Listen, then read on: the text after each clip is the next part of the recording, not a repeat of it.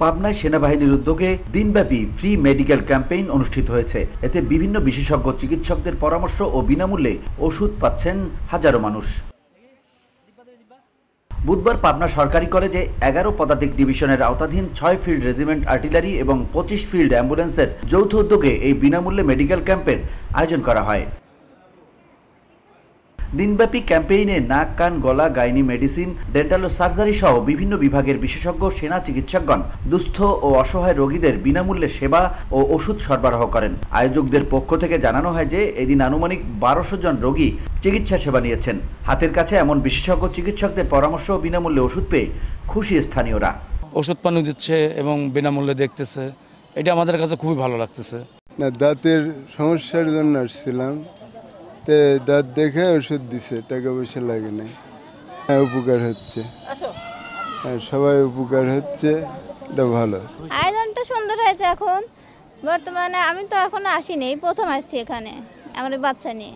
আমার বাচ্চার অনেক সমস্যা, তো এখন দেখে যাক কত দূর কেমবা হয়। গত 25 মে থেকে এর প্রস্তুতিমূলক কার্যক্রম শুরু করে পাবনার অবস্থানরত সেনা ইউনিট স্থানীয় এলাকায় 3 দিনব্যাপী মাইকিং এর মাধ্যমে এই ক্যাম্পেইনের প্রচারণা কার্যক্রম চালানো হয়। এ বিষয়ে সংশ্লিষ্ট কর্তৃপক্ষ জানায়, পাবনা জেলার প্রতিটি উপজেলায় পর্যায়ক্রমে এ ধরনের মেডিকেল ক্যাম্পের আয়োজন অব্যাহত থাকবে। এই কার্যক্রম প্রমাণ করে পাবনার সাধারণ জনগণের পাশে সেনাবাহিনী কেবল নিরাপত্তার ক্ষেত্রে নয়, জনসেবামূলক ক্ষেত্রেও ওতপ্রোতভাবে জড়িত। সাধারণ মানুষজন আমরা যারা ডাক্তারের কাছে গেলে অনেক সাফার হই, সেই দৃষ্টিকোণ থেকে এরা অনেক ভালো সেবা দিচ্ছে এবং এরা অনেক আন্তরিক। এরকম সারা বাংলাদেশে আমার মনে হয় গ্রামগঞ্জে ক্যাম্প করলে আমাদের জনসাধারণগুলো অনেক উপকৃত হবে। বসুন্ধরা, উত্তরা, বনশ্রী, কুড়িল ও বাড্ডা সহ রাজধানীর বিভিন্ন স্থানে অভিজাত ও অত্যাধুনিক মানের ফ্ল্যাট কেনার এক নির্ভরযোগ্য প্রতিষ্ঠান প্লেজেন্ট প্রপার্টিজ লিমিটেড। তাই আপনার স্বপ্নের আবাসনের জন্য আজই যোগাযোগ করুন। Pleasant properties limited, where destiny matches eventually.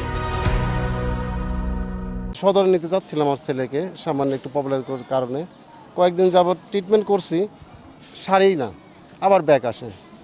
যার জন্য ভাবলাম যে যেহেতু সেনাবাহিনী এখানে আসছে, খুব ভালো একটা উদ্যোগ নিয়েছে, এখন এখানে একটু দেখাই, ইনশাল্লাহ আশা করব যে এখানে ট্রিটমেন্টটা একটু ভালো হবে।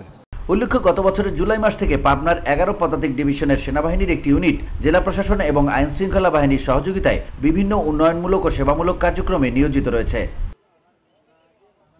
VOD Bangla news desk.